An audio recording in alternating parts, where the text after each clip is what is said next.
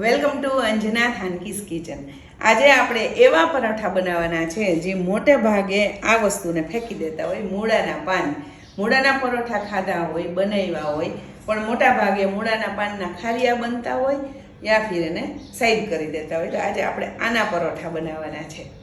મૂળાના પાનને એકદમ સારી રીતે ધોઈ લેવાના છે.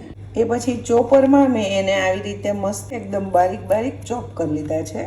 હવે ઘઉંના લોટમાં હળદર, મીઠું અને મોણ અને મૂળાના ચોપ કરેલા પાન છે ને એ નાખી દીધા અને મસ્ત પરોઠા જેવો લોટ આપણે બાંધી લેશું. બને ત્યાં સુધી આને પાનને ચોળીને આમાં જ લોટ બાંધવાનો છે. પાણીની જરૂર પડે તો જ નાખવાનો. લોટ બંધાઈ ગયો છે. 5 મિનિટ આને રેસ્ટ આપશું. જો પછી આવી રીતે એક મોટું લોયું લેવાનું છે, કેમ કે આ પરોઠા છે ને એ જાડા હોય થોડાક, તો જ સારા લાગે, અને આવા જાડા જ વણવાના છે. હવે જો તવી ગરમ છે એમાં આપણે નાખી દેશું અને જરૂર પ્રમાણે, કોઈને સૂકા ખાવા હોય, કોઈને વધારે ઓઇલવાળા, કોઈને ઓછા ઓઇલવાળા, એવી રીતે ઓઇલ નાખીને અલટ પલટ કરીને મસ્ત મેથી પરોઠાની જેમ શેકી લેવાના છે. જો એકદમ સરસ ફૂલીને ફૂલકા થાયને એવા મસ્ત પરોઠા રેડી થઈ ગયા છે.